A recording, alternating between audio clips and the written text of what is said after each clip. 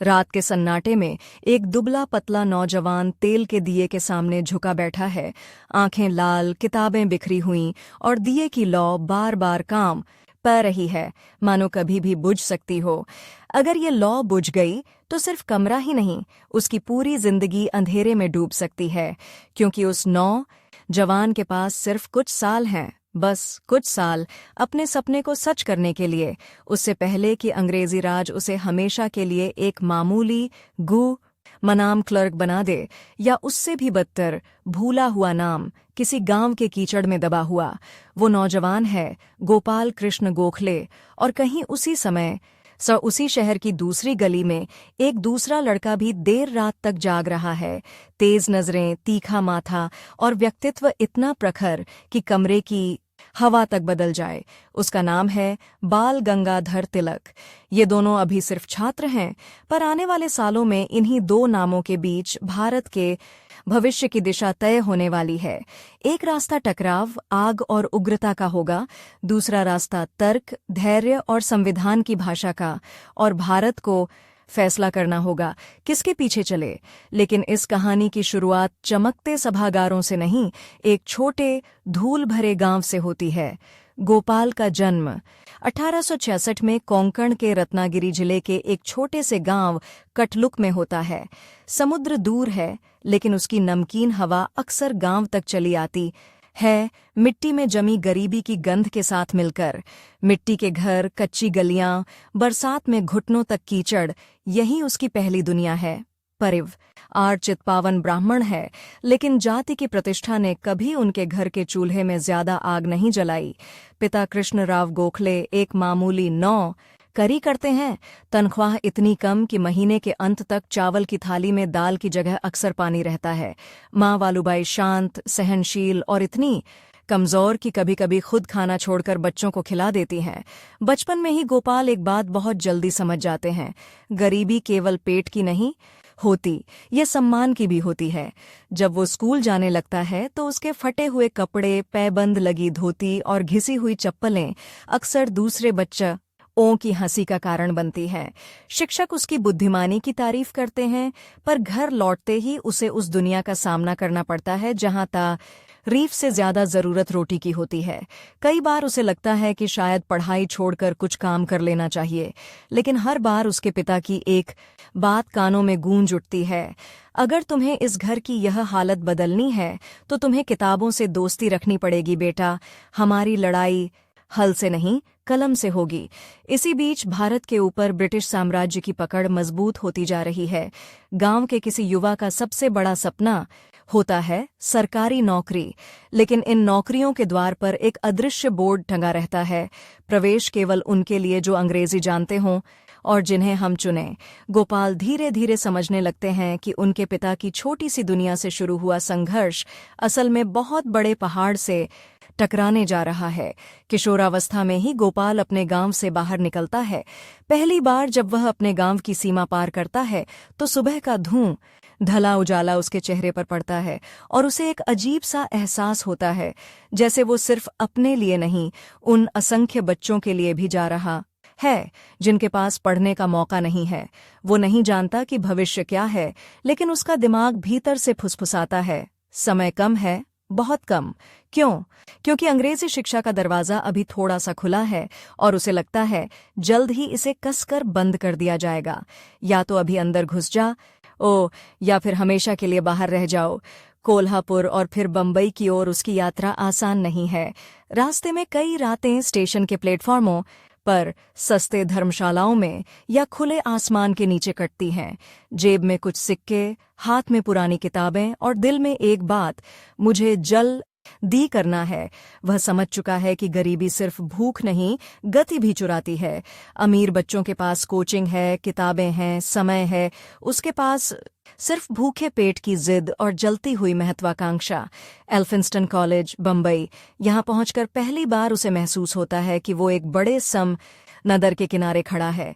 चारों तरफ अंग्रेजी में बोलते छात्र, ऊंचे परिवारों के बेटे, साफ कपड़े, चमकती जूतियां। क्लासरूम में एक कोने में बैठा गोपाल, जिसके पास नोटबुक तक ठीक से नहीं, अचानक खुद को बेहद अकेला महसूस करता है। कुछ छात्रों की नज़र उस पर तिरछी पड़ती है। ये कौन है? ये भी यहाँ पढ़ेगा? उसे लगता है मानो वही पुरानी हंसी जो बचपन में उसके फटे कपड़ों पर उड़ती थी, अब उसके उच्चारण, उसके संकोच, उसके गांव से आए लहजे पर उड़ रही है। लेकिन गोपाल की सबसे खतरनाक आदत यही है, वह शर्म को ईंधन में बदल देता है। वो देर रात तक किताबों में डूबा रहता, अंग्रेजी के हर शब्द को बार बार लिखकर सीखता। जहां दूसरे छात्र शाम को क्लबों और मेलों में जाते, वह कॉलेज की लाइब्रेरी के अंधेरों में बैठा रहता, घड़ी की सुइयों को डरते हुए देखता, जैसे हर टिक टिक उसे याद दिला रही हो, तेरे पास सिर्फ कुछ साल हैं गोखले। इसी समय दूर पुणे में एक और नौजवान अपना नाम बना रहा है, बाल गंगाधर तिलक। वही उम्र, वही बुद्धिमत्ता, पर स्वभाव बिल्कुल अलग। तिलक खुलेआम कहते हैं, स्वराज यह मेरा जन्मसिद्ध अधिकार है और मैं उसे लेकर रहूंगा। उनके चेहरे पर ऐसी आग है कि आसपास के छात्र खिंचे चले आते हैं। जहां गोपाल तर्क और आंकड़ों से बात करेगा, तिलक नारे और जोश से भीड़ जगा देंगे। अभी तक दोनों की मुलाकात नहीं हुई है, लेकिन उनकी सोच, उनके रास्ते एक ही शहर की दो समानांतर गलियों की तरह चुपचाप आगे बढ़ रहे हैं, टकराने के लिए। कॉलेज के दिनों में गोपाल पहली बार ब्रिटिश शासन की नीति यों को गहराई से समझना शुरू करता है। क्लास में पढ़ाई जाने वाली सभ्य शासन की किताबें एक ओर हैं और अखबारों में छपती खबरें दूसरी ओर। सूखे पड़ने पर किसानों की हालत, जमींदारों की ज्यादतियां, कर बढ़ोतरी और इसके बावजूद ब्रिटिश अफसरों की शाही मौज। वो रात में पढ़ते अचानक किताब बंद कर देता है और खिड़की से बाहर शहर की तरफ देखता है। उसे लगता है जैसे सड़क पर चलते हर आदमी की पीठ पर अदृश्य बोझ लदा है और वो सिर्फ सीख रहा है कि उसे थोड़ा थोड़ा हल्का कैसे किया जाए। उसी दौरान एक नाम उसके जीवन में प्रवेश करता है, जो आगे चलकर उसका सबसे बड़ा मार्गदर्शक बनेगा, महादेव गोविंद रानाडे। रानाडे सिर्फ जज नहीं, विचारक भी थे। वे मानते थे कि भारत को बदलने के लिए सिर्फ क्रांति नहीं, संस्थाओं की धीमी सुनियोजित मजबूती भी जरूरी है।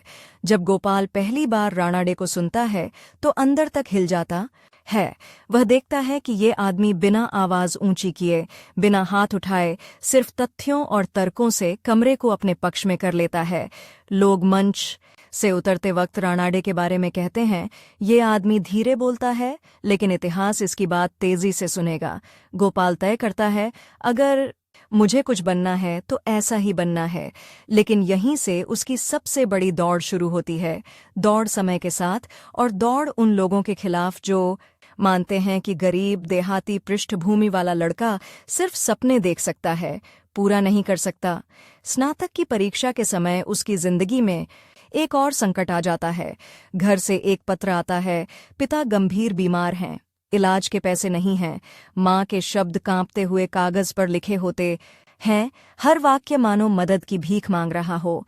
गोपाल के सामने विकल्प साफ है, या तो पढ़ाई छोड़कर घर लौट जाओ, पिता के साथ आखिरी दिन बिताओ, कुछ काम ढूंढो, या फिर दांत भींचकर परीक्षा दो, डिग्री हासिल करो और उम्मीद करो कि ये कागज एक दिन पूरे परिवार की किस्मत बदल देगा।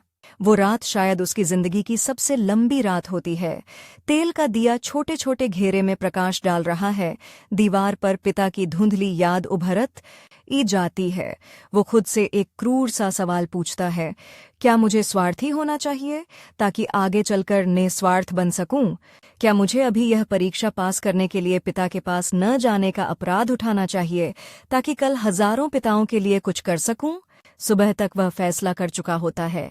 वह बंबई में ही रुकता है, परीक्षा देता है और भीतर से टूटते हुए भी यह मान लेता है कि उसने अपने पिता को समय से पहले खो दिया, कम से कम एक बेटे के रूप में तो जरूर। बाद में जब उसे खबर मिलती है कि पिता की मौत हो गई तो वह देर तक एक खाली कमरे में बैठा रहता है। न आंसू निकलते हैं, न आवाज, सिर्फ एक बात उसके दिल में चाकू की तरह गड़ती रहती है, अब अगर मैं असफल हुआ तो यह बलिदान केवल गुनाह बनकर रह जाएगा।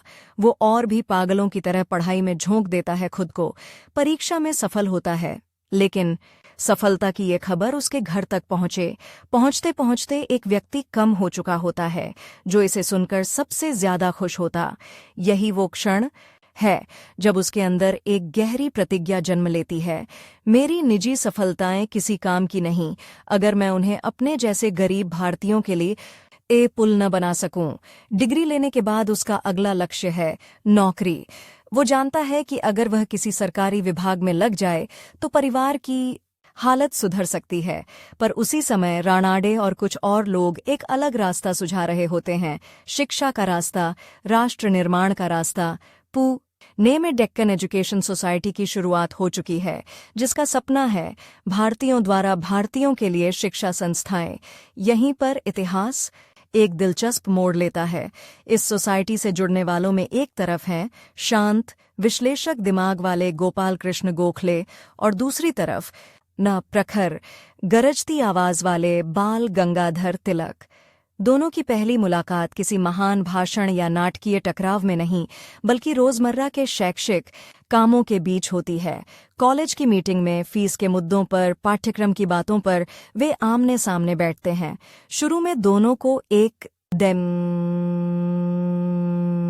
दूसरे की क्षमता का एहसास होता है। तिलक सोचते हैं ये लड़का शांत है लेकिन दिमाग खतरनाक रूप से तेज है। गोपाल सोचता है ये व्यक्ति भीड़ को अपनी मुट्ठी में कर सकता है, लेकिन क्या ये भीड़ हमेशा सही दिशा में जाएगी? यहीं से एक अदृश्य प्रतिस्पर्धा शुरू हो जाती है। न किसी ने चैलेंज दिया, न कोई मैदान तय हुआ, फिर भी दोनों की मौजूदगी ही एक दूसरे के लिए पैमाना बन जाती है। कक्षा के बाहर छात्र फुसफुसाते हैं, तुम तिलक के व्याख्यान में गए? उसमें आग है। दूसरे कहते हैं गोखले की क्लास सुनी? उसके हर शब्द में तर्क है, जैसे किसी ने भीतर तक सोचा हो। फर्ग्यूसन कॉलेज में अध्यापन शुरू करते हुए गोपाल धीरे धीरे यह समझने लगते हैं कि भारत की वास्तविक लड़ाई सिर्फ राजनीति के मैदान में नहीं, क्लासरूमों में भी लड़ी जाएगी। जब वे छात्रों को ब्रिटिश इतिहास पढ़ाते हैं तो वही किताबें जो ब्रिटिश सभ्यता की शान गाती हैं उन्हें अंदर से खींच से भर देती हैं। वो सोचते हैं इतिहास सिर्फ विजेताओं की कह आनी क्यों हो, पराजितों की चुप्पी में छिपी चीखें कौन लिखेगा। वो कोशिश करते हैं कि अपने हर व्याख्यान में एक छोटा सा बीज छुपा दें, आत्मसम्मान का, प्रश्न पूछने का, अन्याय को सामान्य न मानने का। इसी बीच देश में राजनीतिक चेतना की लहर धीरे धीरे उठ रही है। इंडियन नेशनल कांग्रेस की स्थापना हो चुकी है, पर अभी वह शिक्षित मध्यम वर्ग के सभ्य नपीतुली बैठकों तक सीमित है। फिर भी यह शुरुआत है। पुणे में सार्वजनिक सभा जैसे संगठन उभर रहे हैं जो लोगों की शिकायतों को सरकार तक पहुंचाने की कोशिश करते हैं। राणाडे यहाँ भी अग्रिम पंक्ति में हैं और गोपाल उनके पीछे छाया की तरह चलते हैं, सुनते हुए, सीखते हुए, नोट्स बनाते हुए। लेकिन हर सीखने वाले के भीतर कहीं न कहीं बोलने की इच्छा भी जन्म लेती है। समय के साथ गोखले को भी मंच पर बुलाया जाने लगता है। पहली बार जब वह सार्वजनिक तौर पर अंग्रेजी में भाषण देता है तो शुरुआत में आवाज कांपती है, हाथ पसीने से भीगते हैं, लेकिन जैसे जैसे वह बातें आगे बढ़ाता है, किसानों पर लगान का बोझ, अंग्रेजी नीतियों की दोहरी मानसिकता और भारतीय समाज की अपनी कमजोरियां, श्रोताओं को महसूस होता है कि यह आदमी सिर्फ पढ़ा लिखा नहीं, भीतर से जला हुआ है। मंच के किसी कोने में तिलक भी बैठे होते हैं या किसी दूसरे कार्यक्रम में, लेकिन खबर उन्हें मिलती है गोखले ने अच्छा बोला है, कोई कहता है। तिलक मुस्कुराकर जवाब देते हैं, अच्छा बोलना अलग बात है, इतिहास बदलना अलग, देखेंगे कौन कितना दूर जाता है। ये शब्द मजाक में कहे जाते हैं, लेकिन इनके भीतर अनजाने में भविष्य की हल्की आहट छिपी होती है। एक ही शहर से उठने वाले दो सूरज जो एक दिन आकाश में एक दूसरे की रोशनी को चुनौती देंगे। समय तेजी से भाग रहा है। गोखले की जिंदगी में एक और अदृश्य घड़ी टिक टिक कर रही है, उनका अपना स्वास्थ्य। बचपन से ही नाजुक शरीर, लगातार काम, कम खाना और मानसिक तनाव, ये सब मिलकर उनके जीवन काल पर एक अदृश्य सीमा बना रहे हैं, जिसे तब शायद कोई नहीं देख पाता। लेकिन गोखले अक्सर रात में जब खांसते हुए उठते हैं तो उन्हें एक डर लगता है, क्या मेरे पास सच में पूरा समय होगा? क्या मैं जितना सपना देख रहा हूं उतना जी भी पाऊंगा? ये डर उन्हें धीमा नहीं करता, उल्टा और तेज कर देता है। वे शिक्षण के साथ साथ सार्वजनिक सभा, लेखन और राणाडे के साथ नीतिगत चर्चाओं में शामिल होते हैं। दिन कॉलेज, शाम मीटिंगें, रात लेख लिखने में। थकान के बावजूद उनकी आंखों में हमेशा वही बेचैन चमक रहती है, जैसे को ई घड़ी उनकी रीढ़ की हड्डी पर चाबुक की तरह पड़ती हो। जल्दी करो गोखले, जल्दी करो, तुम्हारे पास अधिक समय नहीं। और उधर तुम्हारे प्रत ये द्वंद्वी भी गति पकड़ रहे हैं। एक दिलचस्प ट्विस्ट तब आता है जब वही संस्था, डेक्कन एजुकेशन सोसाइटी, जो दोनों को एक मंच देती है, उनक ए बीच मतभेद का बीज भी बन जाती है। तिलक मानते हैं कि शिक्षा लोकमत को तैयार करने का साधन है, जिसे आगे चलकर संघर्ष में बदला जाएगा। गोखल ये मानते हैं कि शिक्षा स्वयं संघर्ष का एक रूप है, शांत लेकिन टिकाऊ। कई बैठकों में दोनों की राय टकराती है। फीस, भाषा, पाठ्यक्रम, दौमेत्रों की राजनीतिक भागीदारी पर।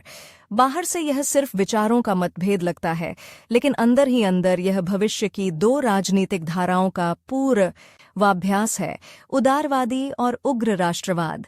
एक रात किसी बहस के बाद गोखले अकेले कॉलेज के प्रांगण में टहल रहे होते हैं।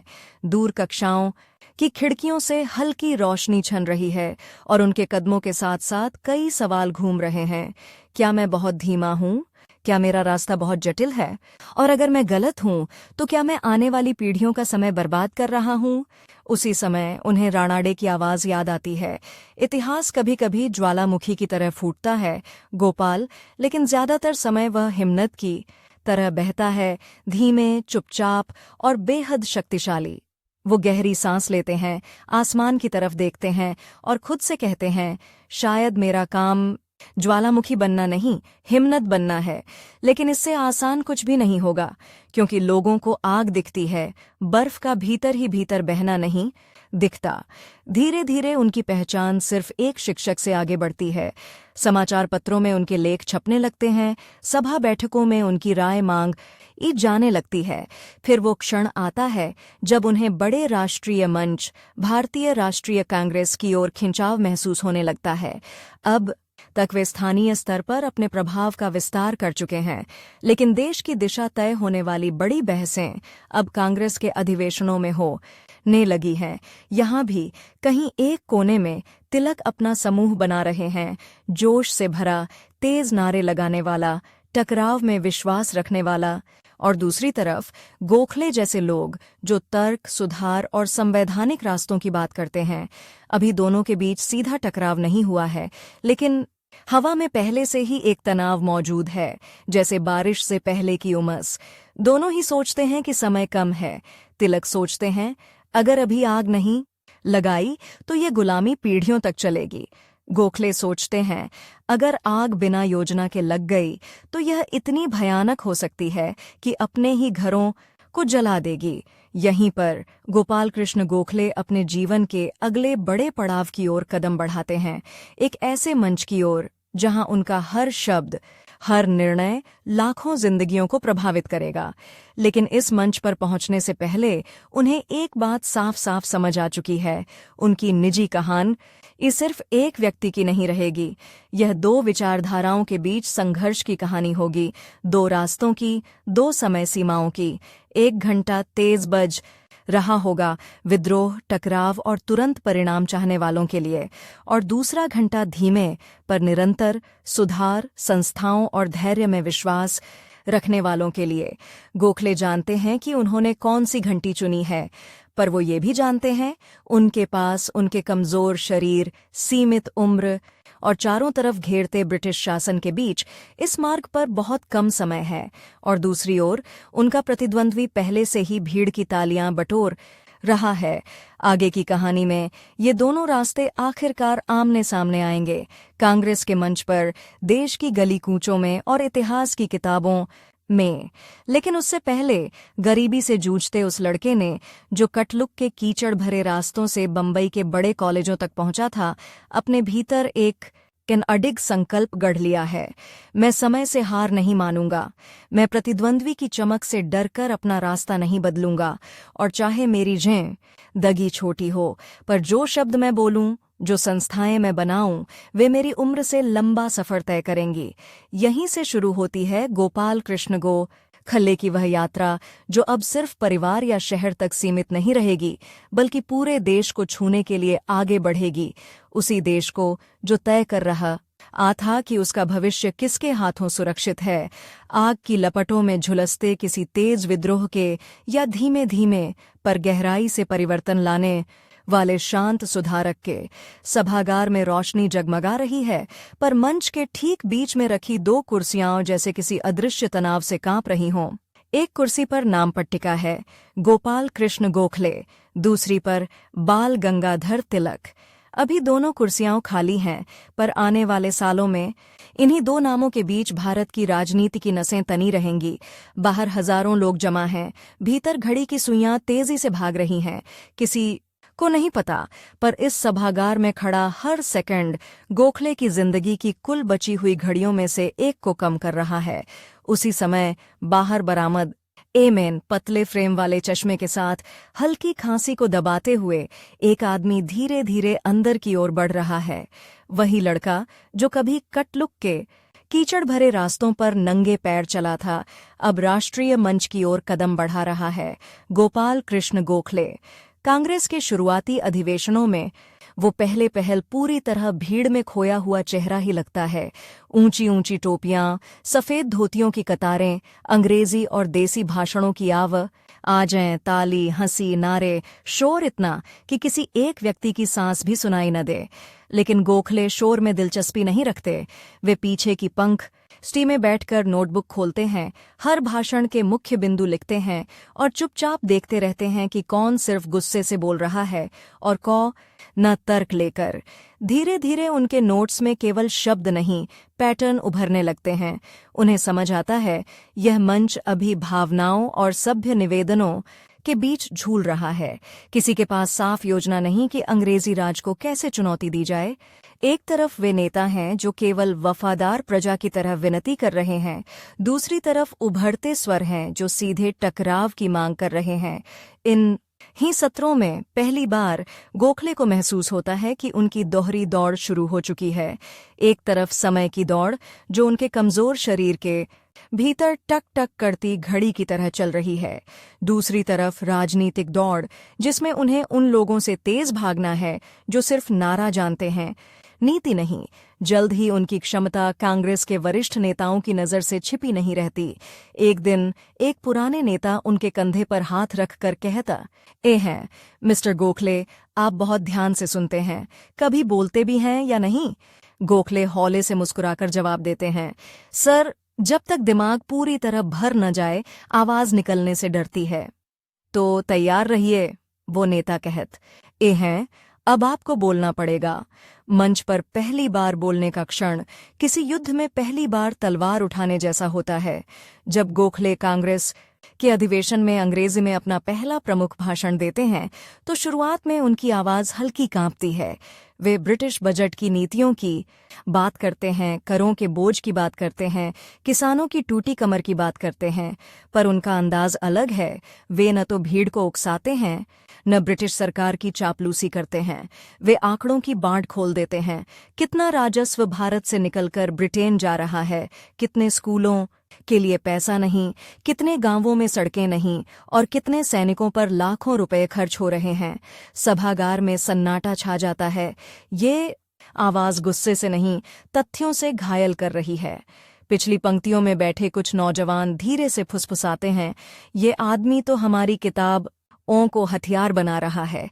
मंच से उतरते हुए किसी साथी नेता का वाक्य उसके कान में गूंजता है, गोखले, तुम सिर्फ अच्छा वक्ता नहीं हो, जो तुम सरकार के दिल की धड़कनें बढ़ा सकते हो। उन्हें तुमसे डर लगने लगेगा। और वास्तव में थोड़े ही समय में गोपाल कृष्ण गोखले सिर्फ स्थानीय नेता नहीं रहते, उन्हें बंबई विधान परिषद में जगह मिलती है। फिर धीरे धीरे वे साम्राज्यिक विधान परिषद, इंपीरियल लेजिस्लेटिव नस्ल तक पहुंच जाते हैं। अब वे सिर्फ सभा के मंच से नहीं, सीधे ब्रिटिश सत्ता की आंखों में आंखें डालकर बात करने जा रहे हैं। यहीं से उनकी असली परीक्षा शुरू होती है। दिल्ली और कलकत्ता के ठंडे दफ्तरों में, ऊंची छतों, भारी पर्दों और अंग्रेज अफसरों के सूटों के बीच गोखले एक अजीब दुनिया में प्रवेश करते हैं। ये वो जगह है जहां भारत की किस्मत पर बहस होती है, पर कमरे में बैठे अधिकांश लोगों ने कभी किसान की आंखों से सूखा नहीं देखा, कभी मजदूर की थाली में झांक कर नहीं देखा कि उसमें रोटी कम है या चिंता ज्यादा। वे भारत को तालिकाओं में, नक्शों और फाइलों में देखते हैं। गोखले इस कमरे में प्रवेश करते समय खुद को याद दिलाते हैं, तुम अकेले हो, पर तुम्हारे पीछे लाखों अनदेखे चेहरे खड़े हैं। तुम्हारा हर शब्द समय से उधार लेकर बोला गया एक तीर है। निशाना चूक गया तो सिर्फ बहस नहीं हारी जाएगी, 10 साल, शायद पूरी पीढ़ी पीछे धकेल दी जाएगी। उनके शुरुआती भाषणों पर कुछ ब्रिटिश सदस्य मुस्कुरा देते हैं, फिर एक और इंडियन रिफॉर्मर, वे सोचते हैं जज्बाती होगा, थोड़ा आंकड़े दिखाएगा, हम सुन लेंगे, नोट कर लेंगे और फिर अपनी मर्जी से काम करेंगे। लेकिन एक दिन बजट पर चर्चा के दौरान गोखले ऐसा प्रहार करते हैं जिसकी उम्मीद किसी को नहीं थी। वे खड़े होते हैं, फाइल खोलते हैं और बेहद शांत आवाज में कहते हैं, मेरा सवाल सरल है मिस्टर प्रेसिडेंट, अगर यह साम्राज्य इतना न्यायप्रिय है तो वह भारत से कमाए गए हर रुपये का हिसाब देने से डरता क्यों है? वो एक एक खर्चा गिनाते हैं, सेना, अफसरों की तनख्वाह, पेंशन, रेल, आयात निर्यात, सब। फिर वहीं खड़े होकर वे अपनी जेब से एक कागज निकालते हैं, हाथ से लिखा, रात के जागरण का परिणाम, और बोलते हैं, मैंने अनुमान लगाया है, अगर आप यह नीतियां बदले बिना जारी रखते हैं तो अगले 10 सालों में भारत से इतने करोड़ रुपए और निकल जाएंगे कि हम पूरे देश में स्कूलों और अस्पतालों की क्रांति ला सकते थे। आप इसे शासन कहते हैं, मेरे किसान इसे धीमी मौत कहते हैं। कमरे में बैठे कई अंग्रेज सदस्यों के चेहरे पर रंग उड़ जाता है। ये सिर्फ भावनात्मक भाषण नहीं, एक व्यवस्थित आरोप है, उनके अपने ही आंकड़ों से, उनके ही खिलाफ। उनके भाषण के बाद कुछ भारतीय साथी उनकी पीठ थपथपाते हैं। लेफ्टिनेंट गवर्नर जैसे कुछ अफसरों के माथे पर शिकन गहरी हो जाती है। वहीं कहीं ब्रिटिश सचिव अपने निजी डायरी में नोट कर सकता है, Mister Gokhale is a dangerous man, not because he shouts but because he reasons. लेकिन दूसरी ओर उसी समय पुणे और बंबई की गलियों में तिलक की आवाज और भी प्रचंड हो रही है। बंगाल का विभाजन हो चुका है, देश के कई हिस्सों में गुस्सा उबल रहा है। स्वदेशी, बहिष्कार, वंदे मातरम, इन नारों की गूंज दूर दूर तक सुनाई देने लगी है। तिलक कहते हैं, इतिहास में कभी किसी राष्ट्र ने केवल याचना से आजादी नहीं पाई। हमें ब्रिटिश सरकार को झकझोरना होगा। अगर वे हमारे खून से खेलते हैं तो हमें उनको चैन से सोने नहीं देना चाहिए। उनके इर्द गिर्द नौ की भीड़ जमा होती है, आंखों में आग, हाथों में बैनर। उनके अखबार में ब्रिटिश सरकार की खुली आलोचना छपती है। वे धार्मिक उत्सवों, गणेशोत्सव, शिवाजी जयंती को राजनीतिक मंच में बदल देते हैं। कांग्रेस के भीतर अब 2 धाराएं स्पष्ट रूप से दिखने लगी हैं। उदारवादी, जो सुधार, चर्चा, संवैधानिक अधिकारों और क्रमिक परिवर्तन की बात करते हैं। उग्र, जो मानते हैं कि समय हाथ से निकल रहा है और अगर अभी आंदोलन की आग नहीं भड़की तो आने वाली पीढ़ियां उन्हें माफ नहीं करेंगी। इन दोनों धाराओं के चेहरे धीरे धीरे साफ होते जा रहे हैं। उदारवादियों के बीच गोपाल कृष्ण गोखले उभर रहे हैं, उग्रवादी धारे के सबसे प्रखर नेता बाल गंगाधर तिलक। कांग्रेस के अधिवेशनों में अब केवल अंग्रेजी शासन पर नहीं, अपनी ही रणनीति पर भी बहस छिड़ने लगती है। एक तरफ गोखले कहते हैं, हमें ऐसी संस्थाएं बनानी होंगी जो 100 साल बाद भी खड़ी रहें। हमारा संघर्ष संसद, परिषद, प्रेस, शिक्षा सब पर होना चाहिए। क्रांति केवल राइफल से नहीं, नियमों से भी होती है। दूसरी तरफ तिलक कहते हैं, जब घर में आग लगी हो तो पहले पाइपलाइन की योजना नहीं बनाई जाती, पहले पानी फेंका जाता है। इन अंग्रेजों को केवल भाषा से नहीं, ताकत से समझाना पड़ेगा। जनता को सड़कों पर उतरना होगा। सभागार में बैठा हर प्रतिनिधि महसूस करता है, यह सिर्फ 2 व्यक्तियों की बहस नहीं, 2 समय संसारों की लड़ाई है। गोखले भविष्य की ओर देख रहे हैं, जहां धीरे धीरे बढ़ते कदम स्थायी परिवर्तन लाए। आगे तिलक वर्तमान की ओर देख रहे हैं, जहां हर दिन की देरी जनता के लिए एक नई यातना है। इस बीच गोखले का एक और मोर्चा खुल चुका है, लम दन। उन्हें और कुछ अन्य नेताओं को इंग्लैंड भेजा जाता है ताकि वे ब्रिटिश सांसदों को भारतीयों की पीड़ा समझा सकें, सुधारों के लिए लॉब कर सकें। लंदन की ठंडी धुंध से भरी सड़कों पर चलते हुए गोखले के मन में एक अजीब सा द्वंद्व चलता है।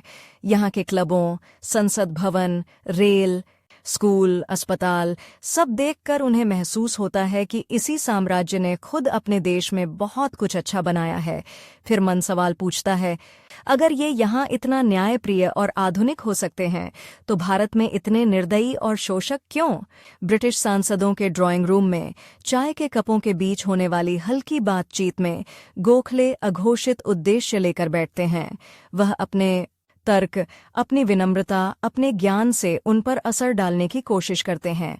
कुछ सांसद प्रभावित होते हैं, कुछ शिष्टता से मुस्कुराकर अनसुना कर देते हैं, पर हर बैठक के बाद अपने छोटे से कमरे में लौटकर वे देर तक छत को देखते रहते हैं। क्या मैं बहुत धीरे चल रहा हूँ? क्या मेरी ये यात्राएं, ये सूट बूट वाले कमरों की बहसें उन खेतों तक कोई फर्क पहुंचा रही हैं जहां किसान अभी भी कर्ज में डूबे हैं? इसी समय भारत से उन्हें पत्र मिलते हैं। कहीं किसी सभा में तिलक ने फायरी भाषण दिया, बंगाल में छात्रों ने विदेशी कपड़ों की होली जल आई, किसी जुलूस पर लाठीचार्ज हुआ। गोखले पत्र हाथ में लिए बैठे रहते हैं और उन्हें महसूस होता है जैसे उनकी अपनी घड़ी की सुइयां तेज हो रही हों। उधर ज्वालामुखी फूटने को तैयार है और मैं यहाँ हिम्मत की चाल से बहस कर रहा हूँ। लंदन से लौटकर भारत आने पर वे एक फैसला लेते हैं जो उनके जीवन का सबसे बड़ा ट्विस्ट साबित होगा। वे समझ चुके हैं कि केवल परिषदों में भाषण देकर या कांग्रेस के मंच पर खड़े हो कर वे उस गहराई तक परिवर्तन नहीं ला सकते जिसकी उन्हें जरूरत महसूस होती है। उन्हें ऐसे लोगों की जरूरत है जो राजनीति को नौकरी नहीं, साधना समझें, जो सत्ता के लिए नहीं, सेवा के लिए काम करें, जो अपनी पूरी जिंदगी, अपनी कमाई, अपना आराम सब कुछ देश के नाम लिख दें। 1905 मेन, पुणे में वे एक नई संस्था की नींव रखते हैं, servants of India society, Bharat सेवक समाज। ये सिर्फ एक संगठन नहीं, व्रत जय सा है। जो भी इस समाज में शामिल होता है उसे प्रण लेना पड़ता है, सादा जीवन, सीमित निजी संपत्ति, पूरा समय सामाजिक और राष्ट्रीय कार्य के लिए, किसी बड़े पद की लालच नहीं और आवश्यकता पड़ने पर देश के किसी भी कोने में जाकर काम करने की तैयारी। जिस दिन वे समाज की शपथ ली, खते हैं, रात देर तक जागते हैं, कागज पर शब्द लिखते हुए उन्हें अपने कंधों पर कुछ भारी उतरता महसूस होता है। वे जान चुके हैं कि इस निर्णय के बाद उनकी जिंदगी आराम के किसी भी रास्ते पर नहीं जा सकती। वे खुद भी शपथ लेते हैं, अब से मेरी हर सांस भारत की सेवा के लिए है। मेरा समय मेरा नहीं, देश का है, और यह समय बहुत कम है, इसलिए एक भी सांस व्यर्थ नहीं जाएगी। यही वो मोड़ है जहां गोखले की कहानी एक साधारण राजनीतिक करियर की कहानी से अलग हो जाती है। वे किताबें लिख रहे हैं, भाषण दे रहे हैं, परिषदों में लड़ रहे हैं और साथ ही साथ ऐसे युवाओं को तैयार कर रहे हैं जो उनके बाद इस लॉ को जिंदा रखेंगे। उधर तिलक का रास्ता और जोखिम भरा होता जा रहा है। उनके लेखों और भाषणों में ब्रिटिश सरकार के खिलाफ सीधी चुनौती दिखाई देने लगी है। उन पर देशद्रोह के मुकदमे चलते हैं, जेल होती है, रिहाई होती है, फिर मुकदमा, फिर जनता की भीड़। तिलक के समर्थक गोखले पर कटाक्ष करते हैं, ये कागजों में लड़ते हैं, हम जेलों में। कांग्रेस के भीतर यह तनाव अब खुली दरार में बदलने वाला है। 1907 सूरत अधिवेशन, वो स्थान जहां इतिहास दो धाराओं में बंट जाएगा। सूरत की तपती दोपहर, तंबू के नीचे हजारों कार्यकर्ता, भीड़ की हलचल, अफवाहें, आज कुछ होगा। उदारवादी और उग्रवादी दोनों इस अधिवेशन में अपनी अपनी रणनीति के साथ पहुंचे हैं। मंच पर कौन सा नेता अध्यक्ष बनेगा, प्रस्ताव कैसे पेश होंगे, हर बात में राजनीति छिपी है। गोखले मंच के पीछे खड़े हैं, चेहरा थका हुआ पर आंखें बेहद सतर्क। उन्हें पता है, अगर आज कांग्रेस फूट गई तो ब्रिटिश सरकार हंसेगी और देश की एकता पर गंभीर चोट लगेगी, पर अगर उग्रवादी लाइन पूरी तरह हावी हो गई तो संघर्ष ऐसे मोड़ पर जा सकता है जहां नियंत्रण किसी के हाथ में नहीं रहेगा। दूसरी तरफ तिलक भी पूरी तैयारी से आए हैं। उनके समर्थक नारे लगाते हैं, झंडे लहराते हैं, बोलो स्वराज्य हमारा जन्मसिद्ध अधिकार। अधिवेशन शुरू होता है। नामों पर विवाद, चेहरों पर तनाव। किसी क्षण पर सभा में ऐसा कोलाहल उठता है कि शब्दों की जगह सिर्फ गुस्सा रह जाता है। कुर्सियां टूटती हैं, कागज उड़ते हैं, कुछ प्रतिनिधि मंच की ओर दौड़ते हैं। ये वह क्षण है जब गोखले का दिल कसकर सिकुड़ जाता है। वह स्पष्ट देख सकते हैं कि जिस कांग्रेस को वे राष्ट्रीय एकता का मंच बनाना चाहते थे, वह उनकी आंखों के सामने दो टुकड़ों में बंट रही है। किसी कोने से कोई आवाज उठती है, कांग्रेस अब दो भागों में बंटकर ही शांत होगी। और सचमुच सूरत अधिवेशन बिना किसी ठोस निर्णय के एक कड़वी फूट के साथ समाप्त होता है। उग्रवादी और उदारवादी रास्ते अलग हो जाते हैं। तिलक और उनके साथी बाहर निकलते हुए घोषणा करते हैं कि वे अपनी राह खुद तय करेंगे। उधर गोखले और उनके साथी कांग्रेस को बचाने और पुनर्गठित करने की जिम्मेदारी उठाते हैं। रात में सूरत के बाहर के किसी शांत कमरे में गोखले अकेले बैठे होते हैं। खिड़की से दूर तक फैले अंधेरे को देखते हैं। उनके चेहरा थका हुआ है, खांसी फिर से बढ़ गई है और भीतर कहीं एक सवाल गूंज रहा है, क्या हमने देश का समय बचाया या बर्बाद किया? क्या यह फूट ब्रिटिश राज को मजबूत करेगी या अंततः भारत के रास्ते साफ करेगी? पर वे जानते हैं अब पीछे मुड़ना संभव नहीं। अब उन्हें उस मार्ग पर और तेजी से चलना है जिसे उन्होंने चुना है, सुधारों, संवैधानिक लड़ाई और संस्थाओं के निर्माण का। उनके पास समय कम है और अब उनका प्रतिद्वंद्वी केवल ब्रिटिश राज नहीं, इतिहास की अधीरता भी है। सूरत के बाद कई लोगों को लगता है कि शायद गोखले की शक्ति घट जाएगी, कि जनता का जोश उग्रवादियों की ओर बह जाएगा। लेकिन यहीं एक और अप्रत्याशित मोड़ आता है। करीब ही के वर्षों में एक दुबला पतला वकील जो दक्षिण अफ्रीका से लौटकर भारत की मिट्टी को नए नजरिए से देख रहा है, बई की भीड़ में चुपचाप चलता है। उसके दिल में अनेक सवाल हैं। भारत की आजादी का रास्ता क्या है? हिंसा या अहिंसा, राजनीति या जनसेवा? किसी मित्र की सलाह पर वह एक नाम सुनता है। यदि भारत की राजनीति को समझना है तो गोपाल कृष्ण गोखले से मिलिए।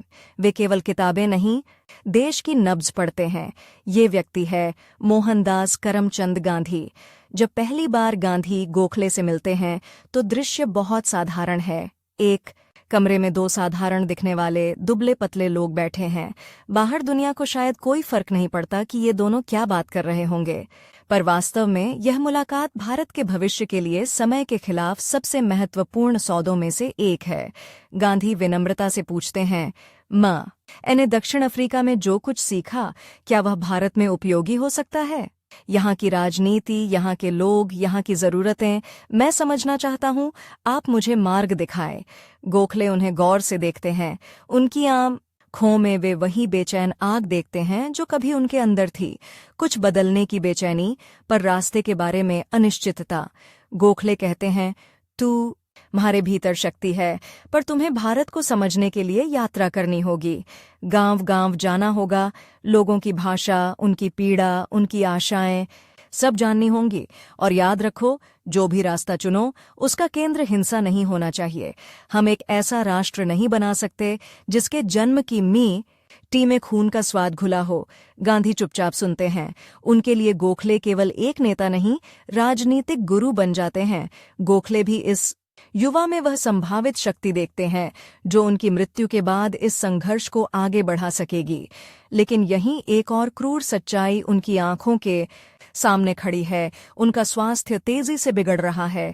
अत्यधिक काम, लगातार यात्राएं, भाषण, मीटिंग, लिखाई, परिषद की बहसें सब मिलकर उनके शरीर को भीतर से चीर रहे हैं। डॉक्टर उन्हें आराम करने की सलाह देते हैं। वे मुस्कुराकर कहते हैं, आराम मेरी विलासिता नहीं, मेरा अपराध होगा। मेरे पास समय नहीं है डॉक्टर। जिन कामों के लिए आप 10 साल का सुझाव देते हैं, उन्हें मुझे 5 साल में करना है, शायद उससे भी कम में। अब उनका हर भाषण, हर मीटिंग, हर यात्रा किसी दौड़ते आदमी की अंतिम तेज सांसों जैसा लगता है। वे भारत सेवक समाज के युवाओं को प्रशिक्षण देते हैं, उन्हें गांवों की ओर भेजते हैं, उन्हें समझाते हैं कि केवल नारों से नहीं, स्कूल खोलकर, सफाई कराकर, जनता को संगठित कर असली आजादी की नींव रखी जा सकती है। कई रातों में जब सब सो जाते हैं, गोखले अकेले बैठकर फाइलें देखते हैं। एक तरफ ब्रिटिश शासन के खिलाफ उनके तर्क, आंकड़े, प्रस्ताव, दूसरी तरफ उनके अपने शरीर की रिपोर्ट, कमजोर दिल, खांसी, थकान, डॉक्टरी चेतावनी। वे दोनों कागजों को एक साथ देखकर एक अजीब सी मुस्कान से भर जाते हैं। यह कैसी विडंबना है, वह सोचते हैं। एक तरफ एक विशाल साम्राज्य है जिसके पास सेना, जहाज, धन, समय सब है। दूसरी तरफ मैं हूं, अकेला, कमजोर, समय से पहले बूढ़ा होता हुआ शरीर।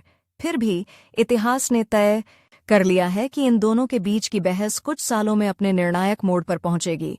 उनकी जिंदगी की घड़ी तेज चल रही है, पर वे जान चूके हैं उन्हें हर हाल में कुछ बातों को अपने जीवन काल में ही पूरा करना होगा। ब्रिटिश शासन से कुछ ठोस संवैधानिक रियायतें, भारत सेवक, समाज को मजबूत नींव, ऐसा राजनीतिक उत्तराधिकारी जो उनकी अधूरी लड़ाई को आगे बढ़ाए, और कांग्रेस को इतना परिपक्व बनाना कि वह केवल गुटों का मंच न रह जाए बल्कि पूरे राष्ट्र की आवाज बन सके। तिलक भी अपने रास्ते पर ही बढ़ रहे हैं। जेल, मुकदमे, रिहाई, फिर संघर्ष की सी अखबार का संवाददाता लिखता है, एक तरफ तिलक की गरजती आवाज है जो ब्रिटिश राज के दिल में डर पैदा करती है, दूसरी तरफ गोखले का शांत तर्क है जो उनके दिमाग में सवाल पैदा करता है। मुमकिन है आज लोग गरज को ज्यादा सुने, पर इतिहास जब ठंडे दिमाग से लिखेगा तो उसे दोनों की जरूरत होगी, गरज की भी, तर्क की भी। इसी उथल पुथल के बीच गोखले अपने भीतर कहीं एक गहरी शांति भी महसूस करते हैं। उन्हें पता है वे हर मोर्चे पर जीत नहीं पाएंगे, हर स्वप्न उनके जीवन में पूरा नहीं होगा, लेकिन वे यह भी जानते हैं कि उन्होंने अपना समय सिर्फ खुद के लिए नहीं, पूरे राष्ट्र के लिए जलाया है। और अभी उनके पास कुछ और साल हैं, बस कुछ साल, जिनमें उन्हें इतिहास की ओर से मिले इस उधार का पूरा हिसाब चुकाना है। उनकी कहानी अब उस बिंदु पर पहुंच चुकी है जहां एक ओर उनका शरीर ढलान पर है और दूसरी ओर उनकी राजनीतिक और बौद्धिक ऊंचाई अपनी चरम सीमा पर। देश उन्हें बड़े नेता, महान वक्ता, सुधारेवादी राजनेता के रूप में पहचानने लगा है। गांधी जैसे युवा उन्हें गुरु मानते हैं। विफलताओं के बावजूद परिषदों में उनकी आवाज का वजन बढ़ गया है, पर यह यात्रा अब भी खत्म नहीं हुई। आगे का हर कदम, हर समझौता, हर संघर्ष उनके लिए समय के खिलाफ अंतिम युद्ध की तरह होगा। उनके सामने दो स्पष्ट छवियां हैं। एक में वे खुद मंच पर खड़े होकर ब्रिटिश सत्ता को तर्कों से घेर रहे हैं, दूसरी में कहीं पीछे बैठा एक युवा ध्यान से उन्हें सुन रहा है, नोट्स ले रहा है और भविष्य के भारत की रूपरेखा अपने मन में रच रहा है। गोखले जानते हैं शायद उनका अपना शरीर ज्यादा देर उनका साथ न दे, पर अगर वे इस युवा को, इन संस्थाओं को और इस सोच को समय रहते मजबूत कर सके तो उनकी हर खांसी, हर जागी हुई रात, हर अधूरी सांस भारत की आजादी की कहानी में एक अदृश्य लेकिन अनिवार्य पंक्ति बन जाएगी। जरा सोचिए, किसी आदमी को साफ साफ कह दिया जाए कि तुम्हारे पास बस चंद साल हैं और वो इन आखिरी सालों को दवा, आराम और परिवार में नहीं बल्कि ऐसी लड़ाई में झोंक दे जहां सामने एक पूरा साम्राज्य खड़ा हो और पीछे से खुद उसका एक ही साथी उसके तरीकों पर शक कर रहे हों। और सबसे कड़वा सच ये हो कि उसी समय उसका सबसे बड़ा राजनीतिक प्रतिद्वंद्वी, जिसकी राह वो गलत मानता है, जनता के दिलों में उससे ज्यादा जगह बना चुका हो। यहीं से गोपाल कृष्ण गोखले की जिंदगी की सबसे तेज, सबसे खतरनाक दौड़ शुरू होती है। सूरत की फूट के बाद वाले हफ्तों में जैसे पूरा राष्ट्रीय आंदोलन सांस रोके खड़ा है। लोग पूछते हैं, अब क्या होगा? कांग्रेस बिखर गई, उग्र और उदार अलग हो गए, अंग्रेज हंस रहे होंगे ना? गोखले के लिए ये सिर्फ राजनीतिक संकट नहीं, निजी हार जैसा है। लेकिन वे टूटते नहीं, उल्टा एक और कठोर निर्णय लेते हैं। अगर घर की दीवारें दरक गई हैं तो या तो हम उन्हें फिर से जोड़ेंगे या फिर इस मलबे से नई इमारत बनाएंगे। बीच में खड़े होकर रोने का मेरे पास समय नहीं है। वे देश भर की यात्राएं शुरू करते हैं, कहीं किसी छोटे शहर के स्कूल में, कहीं किसी कस्बे की धर्मशाला में, कहीं रेलवे प्लेटफॉर्म ड्रम के पास वे छोटे छोटे पर गहरे संवाद करते हैं। कांग्रेस की जरूरत क्या है, संस्थाओं की भूमिका क्या है, और क्यों केवल भावनाओं से बिना संगठन के आजादी की लड़ाई अधूरी रह जाएगी। उधर बाल गंगाधर तिलक के समर्थक उन्हें धीमे, समझौता परस्त कहकर चिढ़ाते हैं। पोस्टर लगते हैं, भाषणों में तंज कसे जाते हैं। कुछ लोग सिर्फ कागजों पर लड़ते हैं, जेल की सलाखें नहीं देखते। ये बातें गोखले तक भी पैर ऊंचती हैं। कभी किसी स्टेशन पर, कभी किसी सभा के बाद कोई नौजवान उबलती आंखों से उनसे सवाल कर बैठता है, महाशय, तिलक जी जेल जा रहे हैं, जनता के साथ सड़कों पर खड़े हैं, और आप यहाँ परिषदों में अंग्रेजों से विनती कर रहे हैं। क्या आपको सचमुच लगता है कि रिजोल्यूशन से राज बदल जाएगा? गोखले थोड़ी देर चुप रहते हैं, फिर धीरे से कहते हैं, मुझे तिलक से असहमति है, पर उनके साहस से नहीं।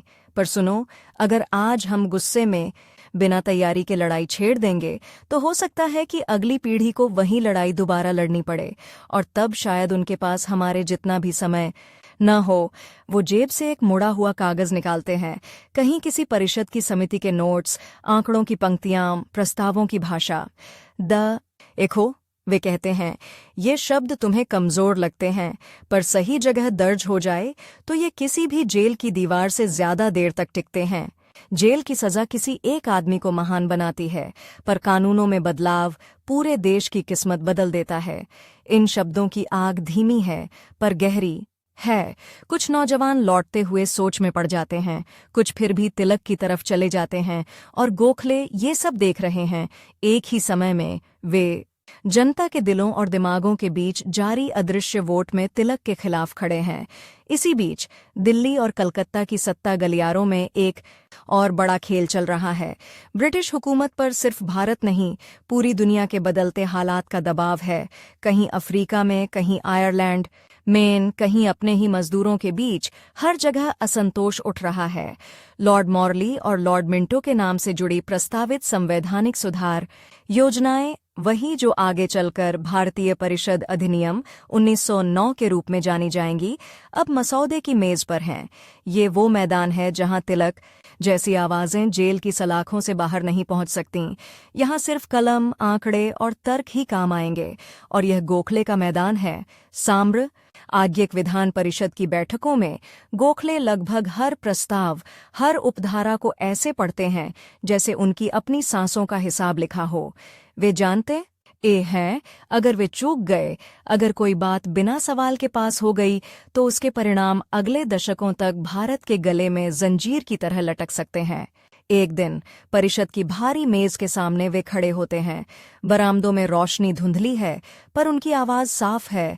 माय लॉर्ड्स, आप कहते हैं कि आप भारत को अधिक प्रतिनिधित्व देना चाहते हैं, पर जो प्रस्ताव आपके सामने है वह प्रतिनिधित्व की जगह विभाजन की दिशा में ज्यादा बढ़ता दिख रहा है। वे अलग अलग निर्वाचन क्षेत्रों, पृथक मतदाता सूचियों, धार्मिक आधार पर सीटों की बात पर उंगली रखकर सवाल उठाते हैं। अगर आप सत्ता को बांटने के बहाने समाज को ही टुकड़ों में बांट देंगे, तो आप किस प्रकार की वफादार प्रजा तैयार करना चाहते हैं? एक ऐसा राष्ट्र जो खुद को हिंदू, मुस्लिम, ईसाई, सिख के खांचों में देखता रहे, या एक ऐसा भारत जो खुद को पहले भारत के रूप में पहचान सके? कमरे में बैठे कई अंग्रेज अधिकारी भीतर से चिढ़ जाते हैं। उन्हें आदत है भारतीयों की शिकायतें सुनने की, विरोध सुनने की भी, पर इस तरह की दूरदृष्टि से लिपटे हुए तर्कों की नहीं। किसी का चेहरा कस जाता है। ये आदमी सिर्फ आज की बात नहीं कर रहा, ये हमारी 100 साल की योजना पड़ रहा है। लेकिन राजनीति कभी काली सफेद रेखा नहीं खींचती, हमेशा धुंधलके में सौदे होते हैं। बहुत बहसों, चिट्ठियों, संशोधनों के बाद जो कानून बनता है वह न तो गोखले के सपने जैसा है, न ब्रिटिश हुकूमत के डर जैसा। कुछ महत्वपूर्ण रियायतें मिलती हैं। परिषदों में भारतीय सदस्यों की संख्या बढ़ती है, बजट पर बहस का अधिकार मजबूत होता है, प्रांतों में गैर सरकारी सदस्यों की भूमिका बढ़ती है, और साथ ही धार्मिक आधार पर पृथक निर्वाचन की घातक व्यवस्था भी कानून में जगह बना लेती है। जब ये अधिनियम मंजूर होता है तो गोखले के सामने इस सबसे कठिन भावनात्मक परीक्षा खड़ी होती है। कुछ साथी उदारवादी इसे जीत बताते हैं, उग्रपंथी इसे धोखा कहकर चिल्लाते हैं। देखिए, यही होता है समझौता। अंग्रेजों ने कुछ टुकड़े फेंके और उदारवादी तालियां बजा रहे हैं। गोखले रात देर तक जागते हैं, कागज सामने रखे हैं। एक तरफ कानून की कॉपी, दूसरी तरफ तिलक समर्थकों के अखबारों की कटिंग्स जिनमें उन पर सीधा हमला है। वे मेज पर झुके झुके सोचते हैं, क्या मैंने देश को आगे बढ़ाया या किसी गहरे जाल में फंसा दिया? क्या मेरी ये आधी जीत आधी हार से ज्यादा खतरनाक है? अगली सुबह किसी ने उनके चेहरे पर थकान की उन रेखाओं को गिना होता तो शायद सोचता ये आदमी 70 के होंगे, पर वे अभी 50 भी पूरे नहीं हुए। समय उनके शरीर पर दुगनी गति से चल रहा है। फिर भी जब उनसे पूछा जाता है, क्या आप इस अधिनियम का स्वागत करते हैं या विरोध,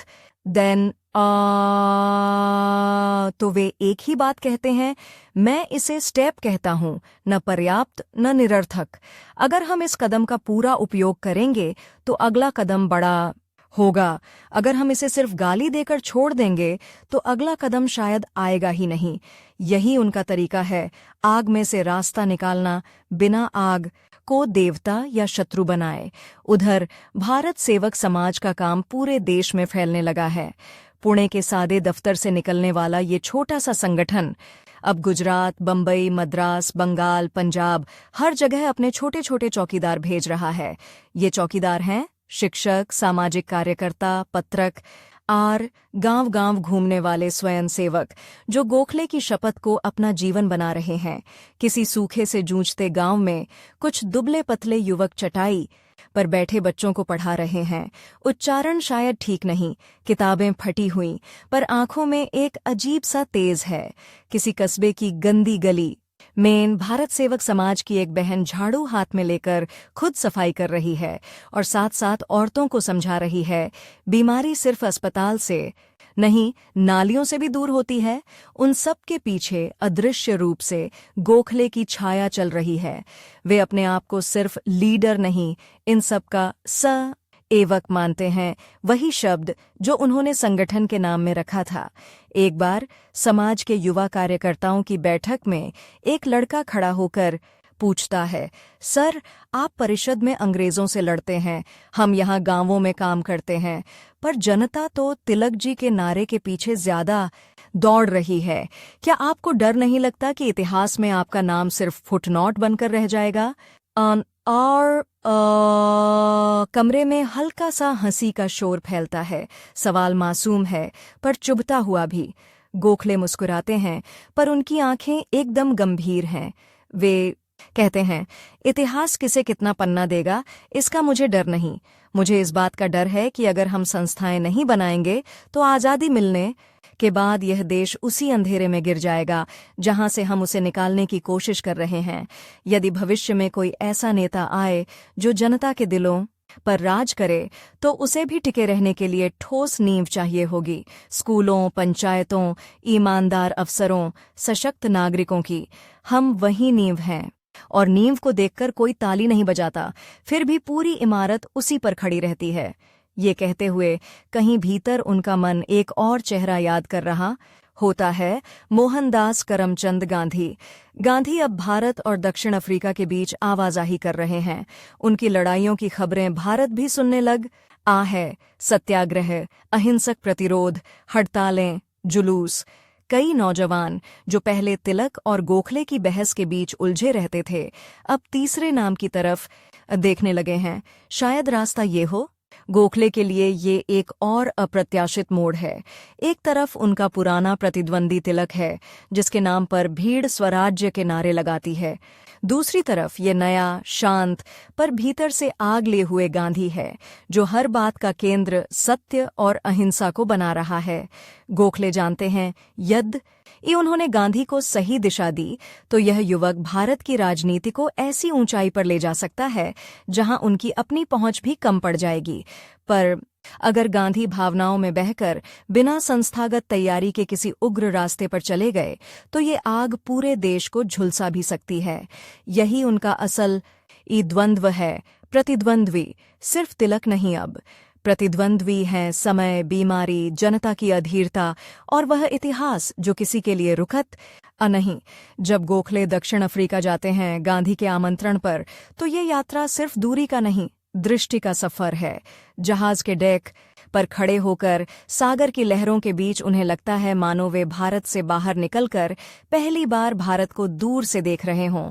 दक्षिण अफ्रीका में वे भारतीय मजदूरों की बस्तियां देखते हैं, काले झोपड़े, गंदे नाले, पुलिस की डराती नजरें, गोरे मालिकों की हंसी। किसी अदालत के हर खड़ा एक भारतीय फटा कोट पहने, टेढ़ी टोपी के साथ अजीब सी टूटी अंग्रेजी में अपने अधिकार की बात करने की कोशिश कर रहा है।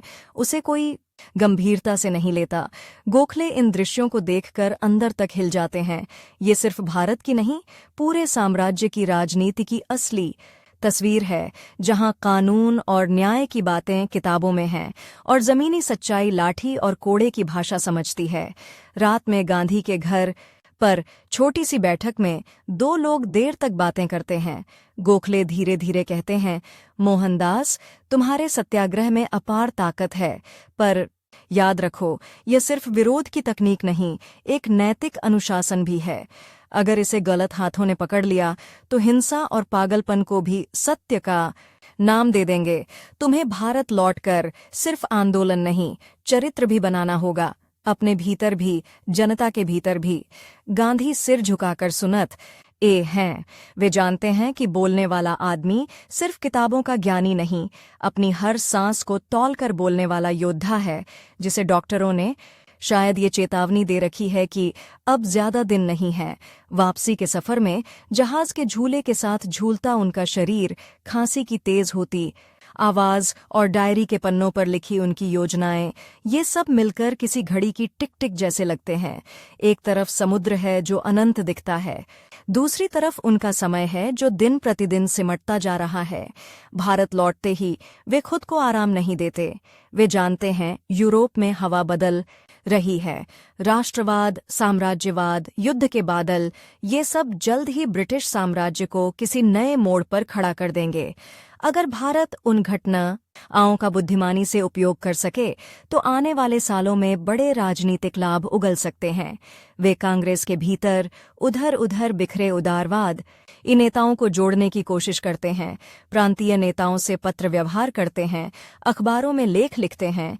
हमें खुद को इस तरह तैयार करना होगा कि जब भी साम्राज्य कमजोर पड़े, हम संगठित मांगों के साथ खड़े हों, न कि फूट और गुटबाजी के साथ। उनके पास अब लगभग हर दिन न कोई बैठक, भाषण, परामर्श या यात्रा है। डॉक्टर फिर चेतावनी देते हैं, आपका दिल साथ नहीं देगा गोखले साहब, आपको कम से कम 2 साल के लिए सार्वजनिक जीवन से दूरी बनानी चाहिए।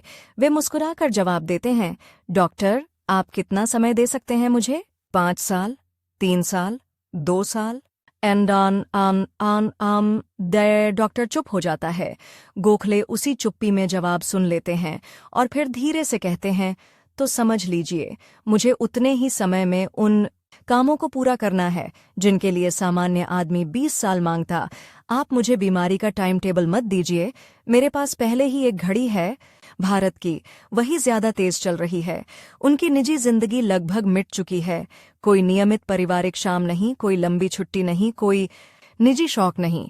अगर कुछ बचा है तो बस किताबें, फाइलें, नोटबुक, पत्र और हर हफ्ते बदलता रेल का टिकट। उनकी सबसे बड़ी उपलब्धियां अब धीरे धीरे आकार ले रही हैं। वे केवल एक स्पीकर नहीं रहे, वे नीति निर्माण की भाषा के सबसे असरदार अनुवादक बन गए हैं।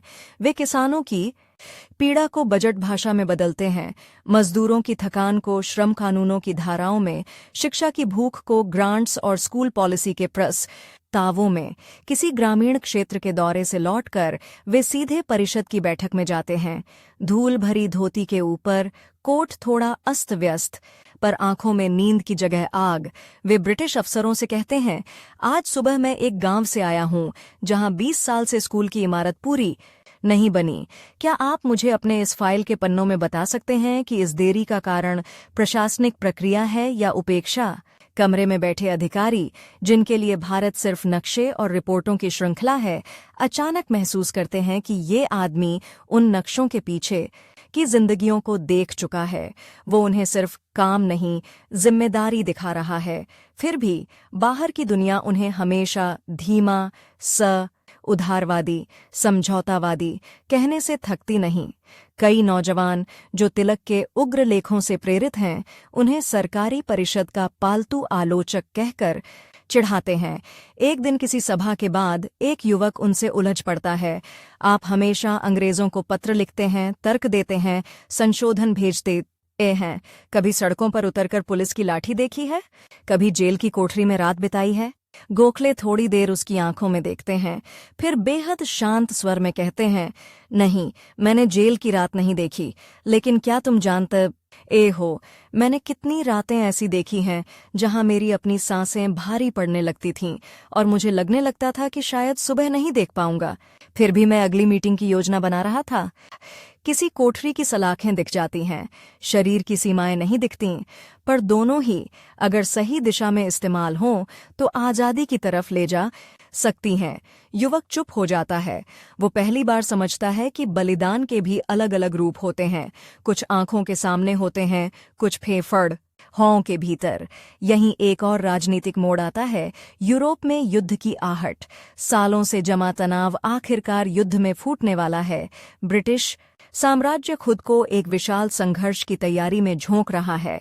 भारत के नेताओं के सामने कठिन प्रश्न है, क्या इस युद्ध में ब्रिटिश सरकार का साथ देकर, उनके कठिन समय में वफादारी दिखाकर बाद में उनसे बड़े सुधारों की मांग की जाए, या स्पष्ट विरोध कर युद्ध को ही एक मौके की तरह इस्तेमाल किया जाए ताकि साम्राज्य की मजबूरी में उन्हें राजनीतिक रियायतें देनी पड़ें। उग्रवादी स्वभाव वाले कई नेता कहते हैं, ये उनकी लड़ाई है, हमारा क्या? हम क्यों अपना खून, अपना पैसा, अपने सैनिक उनके लिए देंगे? गोखले का जवाब अलग है।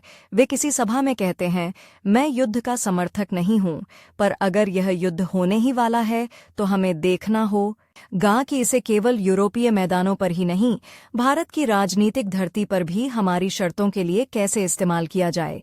अगर हम अभी पूर्ण बहिष्कार करेंगे तो हो सकता है कि युद्ध के बाद जब वे कमजोर हों तब भी हमें बाहरी दुश्मन के रूप में ही देखेंगे, साझेदार के रूप में नहीं। ये सोच रणनीतिक है, पर जनता की समझ में तुरंत नहीं आती। फिर वही सवाल, क्या यह समझदारी है या समर्पण? गोखले इस कगार पर खड़े हैं जहां हर फैसला दो धार वाली तलवार है। यदि वे ब्रिटिश सरकार को युद्ध में भारतीय सहयोग के बदले ठोस राजनीति का सुधारों के लिए मजबूर कर पाए तो उन्हें इतिहास एक बड़े रणनीतिकार के रूप में याद रखेगा। अगर नहीं कर पाए तो उन्हें कमजोर कहने वालों की भीड़ और ऊंची हो जाएगी। उधर तिलक के समर्थक अब भी उन्हें अपना मुख्य वैचारिक प्रतिद्वंद्वी मानते हैं, भले ही तिलक कई बार जेल की चुप्पियों में कैद हों।